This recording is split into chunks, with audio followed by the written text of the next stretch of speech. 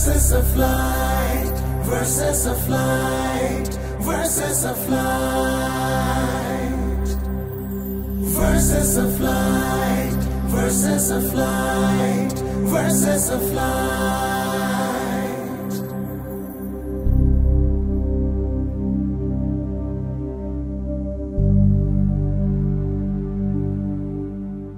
আসসালামু আলাইকুম ওয়া রাহমাতুল্লাহি ওয়া বারাকাতুহু। আল্লাহ তাআলা আমাদের কল্যাণে পবিত্র আল কুরআন পাঠিয়েছেন আর এর হেফাজতের দায়িত্ব নিয়েছেন নিজেই। হেফাজতের নিদর্শন স্বরূপ তার প্রিয় বান্দাদের অন্তরে কুরআন মাজিদের বাণী গেঁথে দিয়েছেন আর এভাবেই তিনি সংরক্ষণ করছেন পবিত্র আল কুরআন। এই কুরআনকে অন্তরে ধারণ করা কুরআনের পাখিদের নিয়েই টিকে গ্রুপ প্রথমবারের মতো বাংলাদেশে আয়োজন করেছে ব্যতিক্রমী কুরআন প্রতিযোগিতার অনুষ্ঠান পুষ্টি ভার্সেস অফ লাইট। সুন্দর এই আয়োজনে সহযোগী হিসেবে আছে green board, super board, super doors, পুষ্টি গ্লোরি, পুষ্টি হ্যাপি টাইম, ইগল ঢেউটিন, প্রিমিয়ার সিমেন্ট, স্যাম বন্ড, ইয়োপার, ফিল-আপ, ফ্রুটিয়ানা, হোয়াইট ওয়াশ, রিজাইনা এবং সাফ ডিটারজেন্ট। প্রিয় দর্শক, শুরুতে চলুন দেখে আসি কোরআন মাজিদের আশ্চর্যজনক বিষয় নিয়ে পর্ব মিরাকলস অফ কোরআন। কোরআনে উদ্ভিদের অঙ্কুরোদ্গমের প্রক্রিয়া অসাধারণভাবে বর্ণনা করা হয়েছে। সূরা আনআম ও সূরা হজে বলা হয়েছে, বৃষ্টি মাটিতে পড়লে মাটি নরম হয়ে ওঠে এবং তাতে দৃষ্টিনন্দন উদ্ভিদ জন্মায়। মাটিতে মিশে যাওয়া পানি মাটির কণাকে বড় করে তোলে। সেখান থেকে বীজ পানি শোষণ করে এবং অঙ্কুরোদ্গম শুরু হয়। শুষ্ক মাটি পানি ধরে রেখে গাছের পুষ্টি নিশ্চিত করে। প্রকৃতির এই আশ্চর্যজনক বিষয়টি পবিত্র আল কোরআনে সুন্দরভাবে তুলে ধরা হয়েছে। বাংলাদেশে প্রথমবারের মতো কুরআন প্রতিযোগিতার এই ব্যতিক্রমী আয়োজনে ছেলে প্রতিযোগীর পাশাপাশি অংশগ্রহণ করেছে মেয়ে প্রতিযোগীরাও। সারা দেশ থেকে অডিশন পর্ব শেষে আমরা পেয়েছিলাম ৩৬ জন প্রতিযোগী। বিজ্ঞ বিচারকদের মূল্যায়নের ভিত্তিতে আমরা পেয়েছি ২৪ জন প্রতিযোগী। তাদের নিয়ে শুরু হয় দ্বিতীয় রাউন্ড। এই রাউন্ডে রয়েছে ৪টি পর্ব। এই পর্বে তাদের তিলাওয়াত মূল্যায়নের জন্য আমাদের সাথে রয়েছেন আন্তর্জাতিক খ্যাতিসম্পন্ন বিচারক মণ্ডলী। প্রধান বিচারক হিসেবে আমাদের সাথে আছেন ইন্টারন্যাশনাল কোরআন রিসাইটেশন অ্যাসোসিয়েশন ইকরা এর প্রেসিডেন্ট এবং institute of Quranic science and phonetics এর প্রধান কারি শায়েখ আহমদ বিন ইউসুফ আল আজহারি। আসসালামু আলাইকুম ওয়া রাহমাতুল্লাহি ওয়া বারাকাতুহু। আরও আছেন জর্ডান সরকারের শরিয়াহ ও কুরআন শিক্ষা বোর্ডের চেয়ারম্যান ডক্টর হাতিম সুহাইমাত। আসসালামু আলাইকুম ওয়া রাহমাতুল্লাহি ওয়া বারাকাতুহু। বিচারক আরও আছেন দারুল কারার গাজীপুর মসজিদের সম্মানিত খতিব হাফেজ মাওলানা আব্দুল কাদের রহমানী। আসসালামু আলাইকুম ওয়া রাহমাতুল্লাহ। এবং বিশেষ অতিথি হিসেবে আছেন ঢাকা ইউনিভার্সিটির মাইক্রোবায়োলজি ডিপার্টমেন্টের প্রফেসর ডক্টর মোহাম্মদ মোজাম্মেল হক। আসসালামু আলাইকুম ওয়া রাহমাতুল্লাহি ওয়া বারাকাতুহু। পুষ্টি ভার্সেস অফ লাইট কোরআন প্রতিযোগিতার প্রথম বিজয়ী পাচ্ছে নগদ ৫ লক্ষ টাকা পুরস্কার, দ্বিতীয় বিজয়ী পাচ্ছে নগদ ৩ লক্ষ টাকা আর তৃতীয় বিজয়ী পাচ্ছে নগদ ২ লক্ষ টাকা পুরস্কার। তাদের জন্য আরও আছে আন্তর্জাতিক বিশ্ববিদ্যালয়ে সম্পূর্ণ স্কলারশিপে পড়াশোনা সহ ওমরা পালনের সুযোগ। এছাড়াও সকল বিজয়ীদের জন্য থাকছে নগদ অর্থসহ টিকে গ্রুপের সৌজন্যে গিফট হ্যাম্পার। সুপ্রিয় দর্শক, আজকের পর্বে মোট ৬ জন প্রতিযোগী পারফর্ম করবে। প্রথমেই ডেকে নিচ্ছি বগুড়ার জামিউল উলুম কওমি মাদ্রাসার ছাত্র হাফেজ মোহাম্মদ আতিফ আরহাম আবিদ।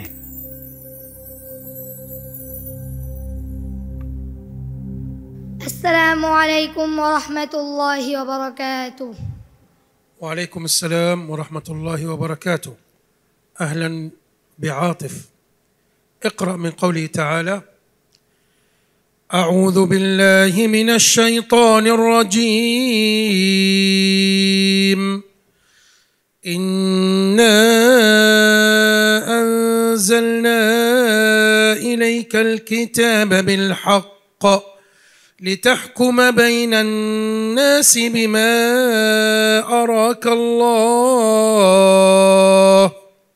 أعوذ بالله من الشيطان الرجيم.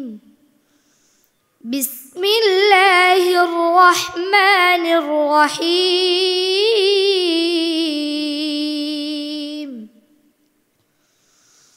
إنا أنزلنا إليك الكتاب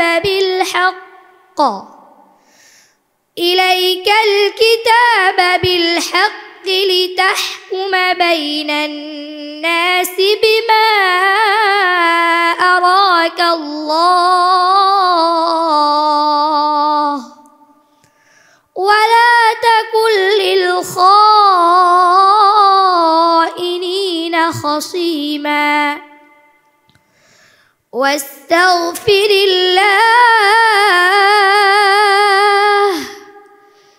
إن الله كان غفورا رحيما ولا تجادل عن الذين يختانون أنفسهم إن الله لا يحب من كان خوانا أثيما يستخفون من الناس ولا يستخفون من الله وهو معهم إذ يبيتون ما لا يرضى من القول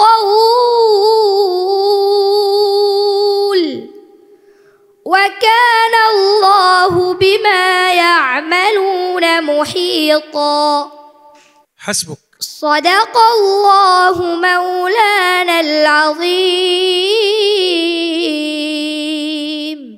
بسم الله الرحمن الرحيم.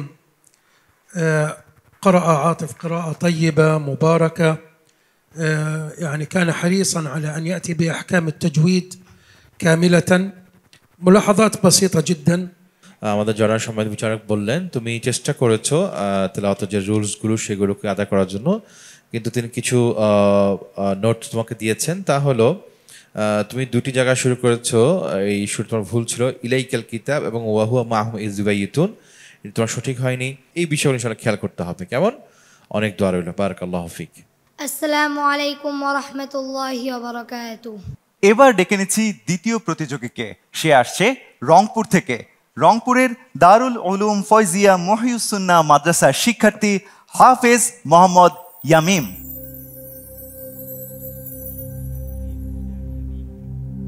আসসালামু আলাইকুম ওয়া রাহমাতুল্লাহি ওয়া বারাকাতুহু। ওয়া আলাইকুম আসসালাম ওয়া রাহমাতুল্লাহি ওয়া বারাকাতুহু। ইয়ামিন, তোমার জন্য প্রশ্ন। আউযু বিল্লাহি মিনাশ শাইতানির রাজীম। বিসমিল্লাহির রাহমানির রহিম। فلا تعجبك أموالهم ولا أولادهم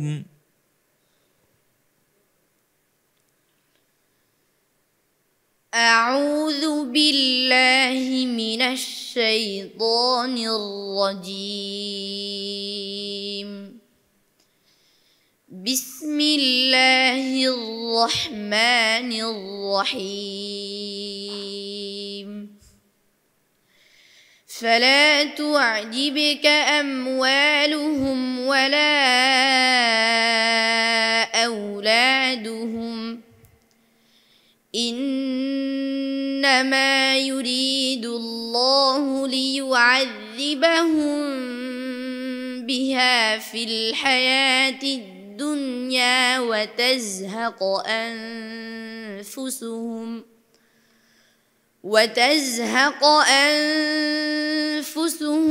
وهم كافرون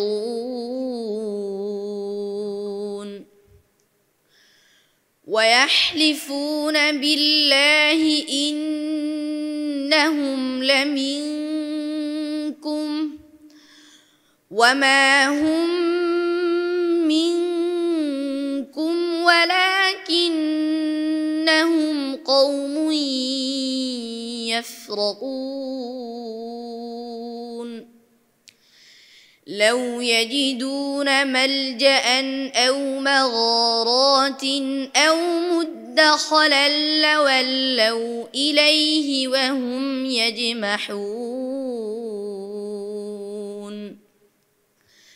ومنهم من يلمزك في الصدقات فإن أعطوا منها رضوا وإن لم يعطوا منها إذا هم يسخطون. حسبك. صدق الله العظيم. بسم الله الرحمن الرحيم. ما شاء الله ما شاء الله، قراءة هادية، مخارج سليمة، أحكام تامة تقريبا، قرأ بطريقة جميلة جدا، أبدع يامن. بعض الملاحظات البسيطة يعذبهم بها هذا ما شاء الله تبارك الله فتح الله عليك يا يمين। আমাদের জর্ডানের সম্মানিত বিচারক তিনি বলেছেন তুমি চমৎকার করে পড়েছো এবং তুমি তোমার সুরিত কণ্ঠ দিয়ে ভালো পড়েছো। তবে তিনি কয়েকটি নোট তোমাকে বলেছেন, তা হলো মাইয়াল মিজুক, এখানে যেই শব্দের মধ্যে ইদগাম মাল গুন্নাটি আছে এটি আরও স্পষ্ট করে খাইশুম থেকে আদা করা উচিত ছিল। তারপর লি ওয়াযিবাহুম বিহা, এটা এখানে যে ইখফা শাফি আসছে এটি পাতলা হবে, এটি যেন কোনোভাবে মোটা না হয়। তো ইনশাআল্লাহ তুমি এই বিষয়গুলো সামনে থেকে খেয়াল করে পড়বে, তো তোমার পড়ার মান আরও অনেক ভালো হবে ইনশাআল্লাহ। কেমন? অনেক দূরে হলো, এগিয়ে যাও। বারাকাল্লাহু ফিক। আসসালামু আলাইকুম ওয়া রাহমাতুল্লাহি ওয়া বারাকাতুহু। প্রিয় দর্শক, দেখছেন পুষ্টি ভার্সেস অফ লাইট। সময় হয়েছে ছোট্ট একটি বিরতি নেয়ার। ফিরছি বিরতির পর।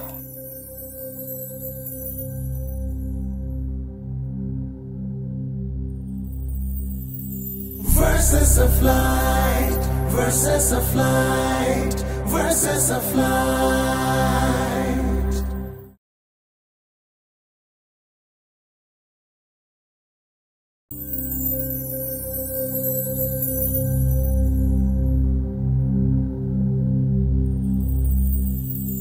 Verses of light, verses of light, verses of light.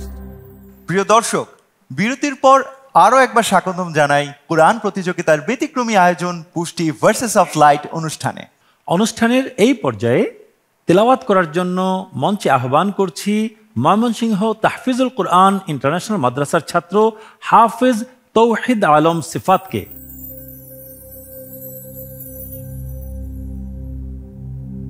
আসসালামু আলাইকুম ওয়া রাহমাতুল্লাহি ওয়া বারাকাতুহু। ওয়ালাইকুম আসসালাম ওয়া রাহমাতুল্লাহি ওয়া বারাকাতুহু। তৌহিদ আলম সিফাত, তোমার জন্য আজকের অধিবেশনের প্রশ্ন, পবিত্র কুরআনুল কারীম থেকে তেলাওয়াত করো, আমি যেখান থেকে বলছি। আউযু বিল্লাহি মিনাশ শাইতানির রাজীম। বিসমিল্লাহির রহমানির রহিম। لقد كان لسبإ في مسكنهم آية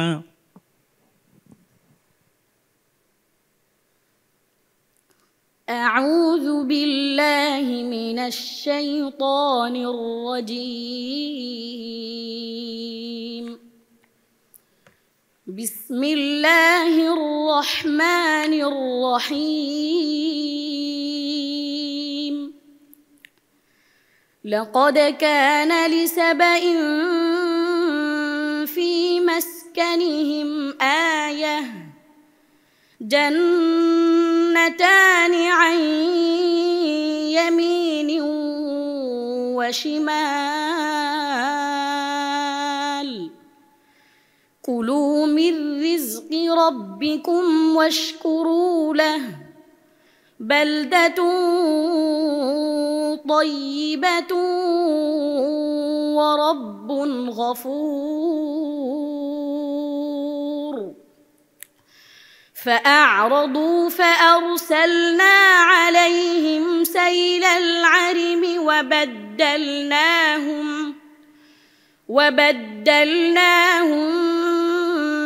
بجنات جنتين ذواتي أكل خمط وأثل وشيء من سدر قليل ذلك جزيناهم بما كفروا وهل نجازي إلا الكفور حسبك صدق الله مولانا العظيم তৌহিদ আলম, তোমাকে অনেক ধন্যবাদ। অত্যন্ত সুন্দর তেলাওয়াত করেছ। একটু খেয়াল রাখার জন্য অনুরোধ জানাচ্ছি। ওভারঅল তোমার তেলাওয়াত সুন্দর হয়েছে, ধন্যবাদ। মাশাআল্লাহ, ফাতাহাল্লাহু আলাইকা তাওহীদুল আলম। তোমার তেলাওয়াত চমৎকার হয়েছে মাশাআল্লাহ। আমার কয়েকটি নোট রয়েছে, তা হলো আই ইয়ামিন অতিরিক্ত এখানে ইদগাম মাল গুন্নাটি অতিরিক্ত হয়েছে 2 হারকাত চাইতে। এই বিষয়ে ইনশাআল্লাহ খেয়াল রাখবে, কেমন? অনেক দোয়া রইল। বারাকাল্লাহু ফিক। সবাই আমার জন্য দোয়া করবেন। আসসালামু আলাইকুম ওয়া রাহমাতুল্লাহি ওয়া বারাকাতুহু। প্রিয় দর্শক, অনুষ্ঠানের এই পর্যায়ে থাকছে প্রফেসর ডক্টর চৌধুরী মাহমুদ হাসান স্যারের গবেষণায় কোরআন ও বিজ্ঞান বিষয়ক গবেষণামূলক আলোচনা, কোরআন অ্যান্ড সায়েন্স। বিসমিল্লাহির রহমানির রহিম।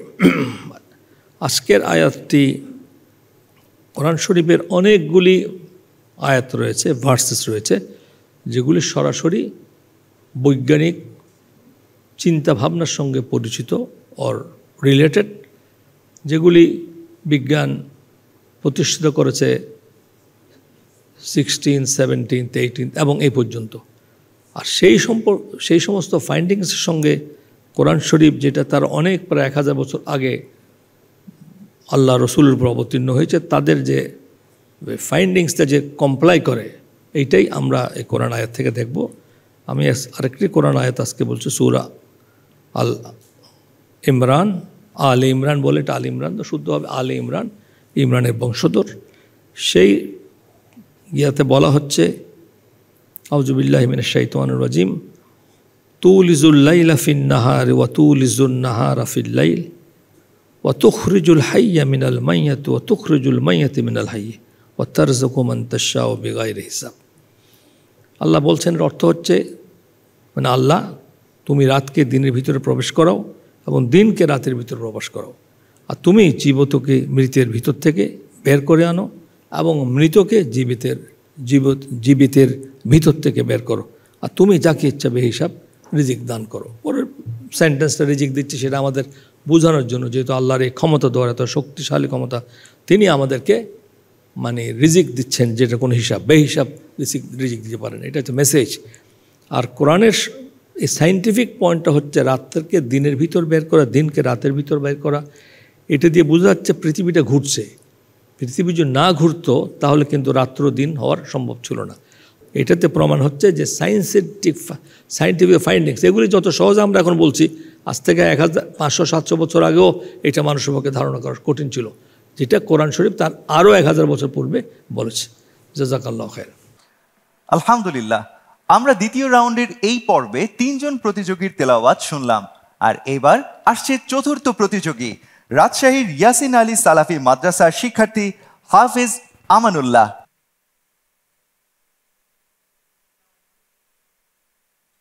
আসসালামু আলাইকুম ওয়া রাহমাতুল্লাহি ওয়া বারাকাতুহু। ওয়া আলাইকুম আসসালাম ওয়া রাহমাতুল্লাহি ওয়া বারাকাতুহু। আহলান আমানুল্লাহ। اقرأ من قوله تعالى: أعوذ بالله من الشيطان الرجيم إن الله يدافع عن الذين آمنوا إن الله لا يحب كل خوان كفور.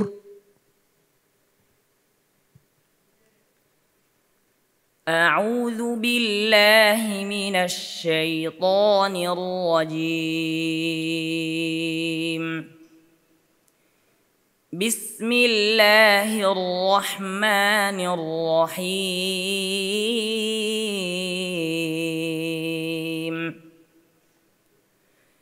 إن الله يدافع عن الذين آمنوا إن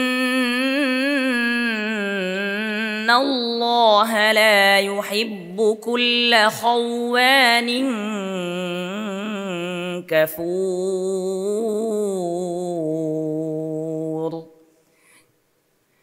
أذن للذين يقاتلون بأنهم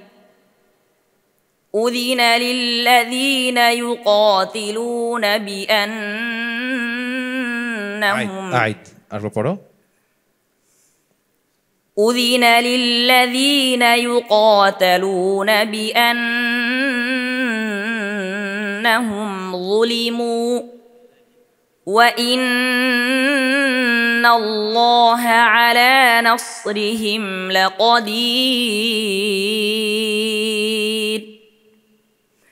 الذين أخرجوا من ديارهم بغير حق إلا أن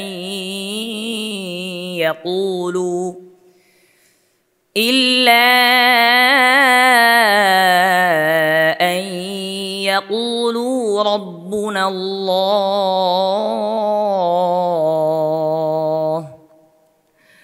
ولولا دفع الله الناس بعضهم ببعض لهدمت صوامع وبيع وصلوات ومساجد يذكر فيها لهدمت صوامع وبيع وصلوات ومساجد يذكر فيها اسم الله كثيرا ولينصرن الله من ينصره إن الله لقوي عزيز. حسبك، جزاك الله خير. صدق الله العظيم. بسم الله الرحمن الرحيم. جزاك الله خير أمان الله. المشكلة أن قراءة أمان جيدة لكن المبالغة في الغنة في أغلب المواضع.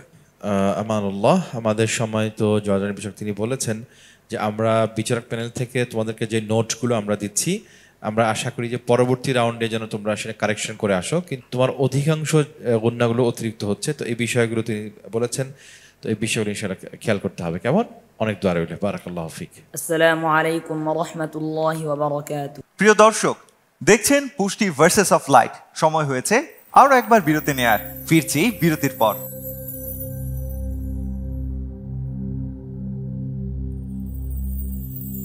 Verses of light, verses of light, verses of light.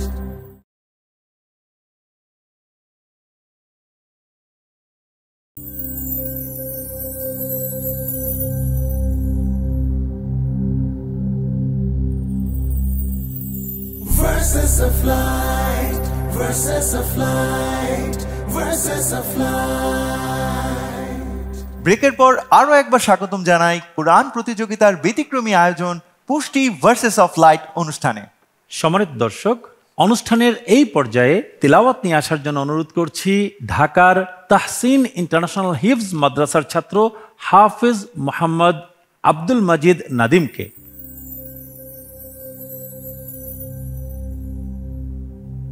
আসসালামু আলাইকুম ওয়া রাহমাতুল্লাহি ওয়া বারাকাতুহু। ওয়া আলাইকুম আসসালাম ওয়া রাহমাতুল্লাহি ওয়া বারাকাতুহু। নাদিম, তোমার জন্য প্রশ্ন। আউযু বিল্লাহি মিনাশ শাইতানির রাজীম। বিসমিল্লাহির রহমানির রহিম وأنزلنا من السماء ماء بقدر فأسكناه في الأرض أعوذ بالله من الشيطان الرجيم بسم الله الرحمن الرحيم وأنزلنا من السماء ماء بقدر فأسكناه في الأرض وإنا على ذهاب به لقادرون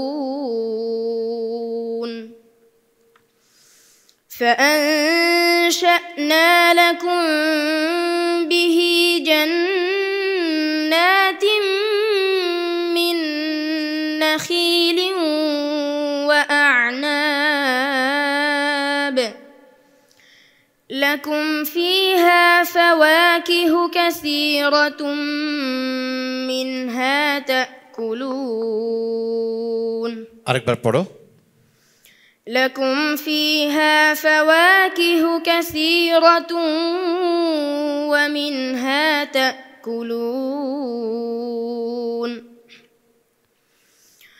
وشجرة تخرج من طور سيناء تنبت بالدهن وصبغ للآكلين وإن لكم في الأنعام لعبرة نسقيكم مما في بطونها ولكم فيها منافع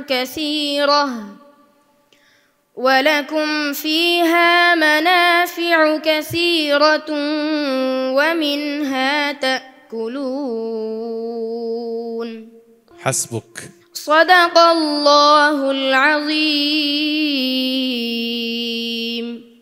মাশাআল্লাহ তাবারাকাল্লাহ আল্লাহ তোমাকে অনেক সুন্দর একটা ভয়েস তোমাকে আল্লাহ দান করেছেন তুমি কিছু নোট রয়েছে যাহাবিম বিহি এবং মিয়ুম কমহি এখানে অতিরিক্ত তোমার গুণার পরিমাণটা হয়েছে তাখরুজু যখন পড়বে খাজান তাফখিম হয় যেন মোটা হয় এবং মা সামি'না বিহাদা তুমি এখান থেকে শুরু করেছো এটা শুরু না করে যদি একটু আগে থেকে শুরু করতে আরো সুন্দর হতো অনেক দোয়া রইল বারাকাল্লাহু ফিক তো তোমার তালাওয়াত আমি আশা করি সকলের অন্তরকে স্পর্শ করেছে ওভারঅল তোমার তালাওয়াত সুন্দর হয়েছে তোমার জন্য দোয়া রইল আল্লাহ তোমাকে আরো বড় তৌফিক দান করুক আসসালামু আলাইকুম ওয়া রাহমাতুল্লাহি ওয়া বারাকাতুহু প্রিয় দর্শক এবার ডেকে নিচ্ছি আজকের পর্বের শেষ প্রতিযোগীকে আসছে খুলনা তানজিমুল উম্মাহ হিফজ মাদ্রাসার শিক্ষার্থী হাফেজ মোহাম্মদ মুশফিকুর রহমান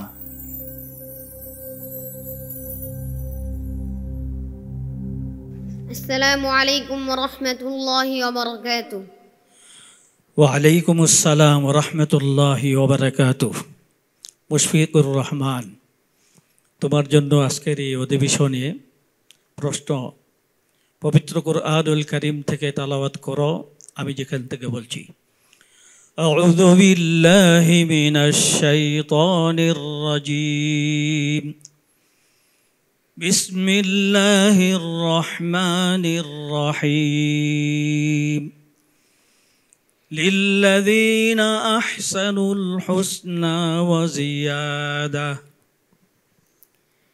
أعوذ بالله من الشيطان الرجيم بسم الله الرحمن الرحيم للذين أحسنوا الحسنى وزيادة ولا يرهق وجوههم قتر ولا আরেকবার পড়ো للذين أحسنوا الحسنى وزيادة ولا يرهق وجوههم قتر আরেকবার পড়ো للذين أحسنوا الحسنى وزيادة ولا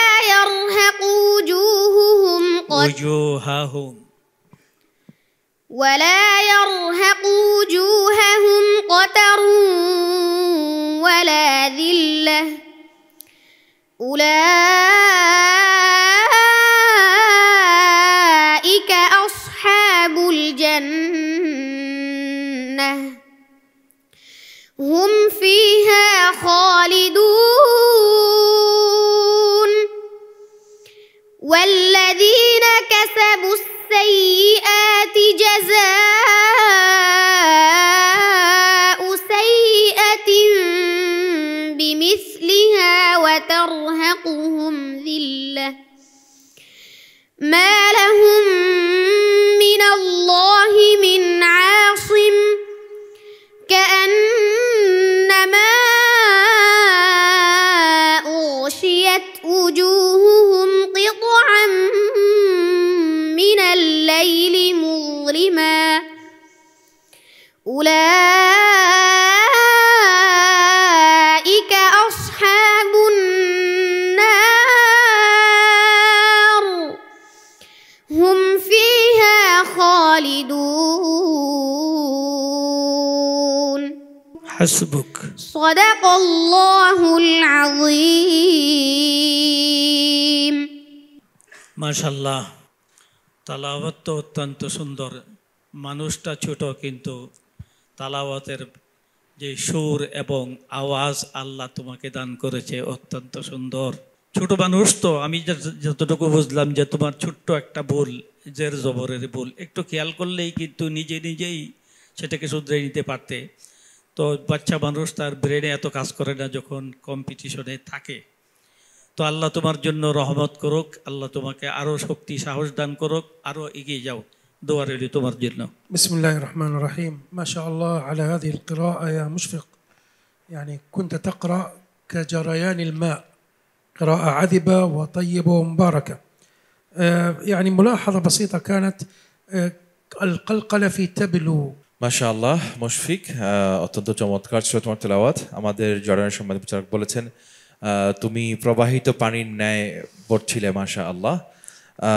তারপর তিনি কয়েকটি নোট বলেছেন তা হলো তেবেলু যখন তুমি পড়েছো এই শব্দের মধ্যে কলকলাটা সুন্দরভাবে আদায় হয়নি একটু কিছু ফাতহার দিকে গিয়েছে তেবা যেন না হয় এটা খেয়াল করতে হবে কেমন এই বিষয়গুলো ইনশাআল্লাহ খেয়াল রাখবে অনেক দোয়া রইল বারাকাল্লাহু ফিক আসসালামু আলাইকুম ওয়া রাহমাতুল্লাহি ওয়া বারাকাতুহু কে আজকের এই মঞ্চ ছেড়ে চলে যাচ্ছে আর কোন পাঁচজন যাচ্ছে পরবর্তী রাউন্ডে তাদের নাম জানবো কিন্তু তার আগে আমাদের বিশেষ অতিথি মহোদয়ের কাছে জানতে চাই কেমন লাগলো আমাদের এই আয়োজন মাশাআল্লাহ আল্লাহর কোরআন মানুষের জন্য পাঠিয়েছেন আল্লাহ শুধু মানুষ সৃষ্টি করে শেষ করে দেননি সেই মানুষকে সুন্দর পৃথিবীতে চলার জন্য আল্লাহ কোরআন পাঠিয়েছেন সেই কোরআনের তেলাওয়াত আজকে আমাদের ক্ষুদে প্রতিযোগিতাতে সুন্দরভাবে পড়লো তা আমার কাছে এত চমৎকার লেগেছে আমি অভিভূত এই জীবন বিধান থেকে আমরা যেভাবে উপকৃত হতে পারি সেই শিক্ষা ব্যবস্থা আমাদেরকে চালু করতে হবে আমি সে দোয়া করে আমার মন্তব্য আমি এখানে শেষ করছি আলহামদুলিল্লাহ অনেক সবাইকে ধন্যবাদ দর্শক আমাদের কাছে সবাই বিজয়ী আজ যাকে বিজয় জানাচ্ছি সেও বিজয়ী আর বিজয়ী হিসেবে পেয়ে যাচ্ছে নগদ 5,000 টাকার চেক এবং টিকে গ্রুপের সৌজন্যে আকর্ষণীয় গিফট হ্যাম্পার এই সুন্দর আয়োজনে আমাদের সহযোগী হিসেবে আছে গ্রিন বোর্ড সুপার ডোরস পুষ্টি গ্লোরি পুষ্টি হ্যাপি টাইম ইগল ঢেউটিন প্রিমিয়ার সিমেন্ট স্যাম বন্ড ইয়োপার ফিল আপ ফ্রুটিয়ানা হোয়াইট ওয়াশ রিজাইনা এবং সাফ ডিটারজেন্ট দর্শক আর অপেক্ষা নয় এবার জেনে নিব আজকের এই পর্ব থেকে 22তম বিজয়ী বেশে কে বিদায় নিচ্ছে আর তার নাম ঘোষণার জন্য মঞ্চে আহ্বান জানাচ্ছি ডক্টর হাতিম সুহাইমাদ হাফিজুল্লাহকে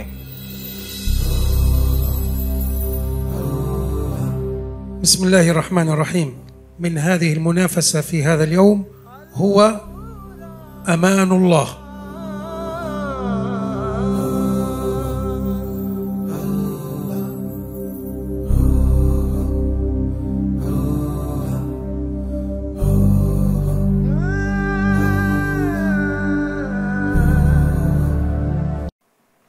সম্মানিত দর্শক, আমানত রক্ষা এবং ওয়াদা পূরণে ইসলাম অনেক বেশি গুরুত্ব দিয়েছে এবং পৃথিবীর ইতিহাসে আমানত রক্ষা ও ওয়াদা পূরণের উপরে সবচেয়ে বেশি যিনি গুরুত্ব দিয়েছেন তিনি হচ্ছেন প্রিয় নবী মুহাম্মদ রাসূলুল্লাহ সাল্লাল্লাহু তাআলা আলাইহি ওয়া আলিহি ওয়াসাল্লাম।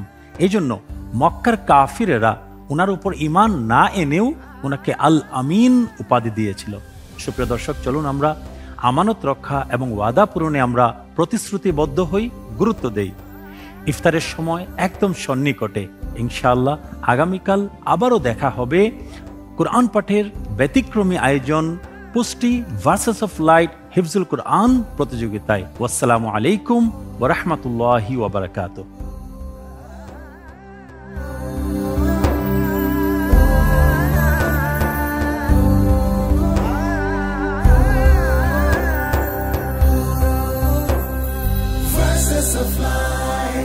Verses of light, verses of light.